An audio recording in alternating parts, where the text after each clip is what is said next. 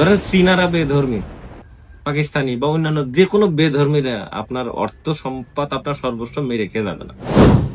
আপনার হাদিস পড়িয়ে ছয় সম্পদ তো আল্লাহর কসম টসম কেটে আপনার টাকাটা মেরে দিয়ে দিল, তাই না? বল না, ঠিক ঠিক।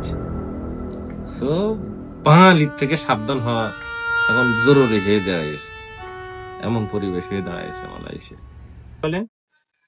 কথা সে আপনি আপনার বয়স কালে কত টাকা লস খেয়েছেন, ধরেন আপনার কাছ থেকে প্রতারণা করে মানুষ নিয়ে গিয়েছে, ঠিক আছে, অথচ আপনি বুঝতে পেরেছেন যে আপনার কাছ থেকে প্রতারণা করে টাকা নিয়ে গিয়েছে। ধরেন আমি আপনার সাথে প্রতারণা করেছি, প্রতারণা করে আপনার কাছ থেকে একটা নির্দিষ্ট পরিমাণ টাকা নিয়েছি। আপনি জানেন যে আমি মানে আমি আপনার সাথে প্রতারণা করেছি, কিন্তু আপনি আমারে স্বীকার জাননি। অথচ আমি জানি যে আপনি এসব বুঝতে পারেননি, কিন্তু আপনি অ্যাকচুয়ালি বুঝতে পেরেছেন।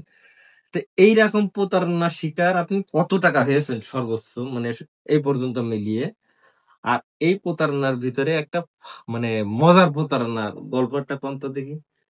হয়েছে অনেক জায়গায় প্রতারণা হয়েছে, অনেকের টাকা দিয়ে। মানে কত টাকা প্রতারণার শিকার হয়েছেন? তাও মনে হয় 30,000 টাকা মতন প্রতারণা হয়েছে। 30,000 টাকা? এই মালয়েশিয়ায় প্রতারণা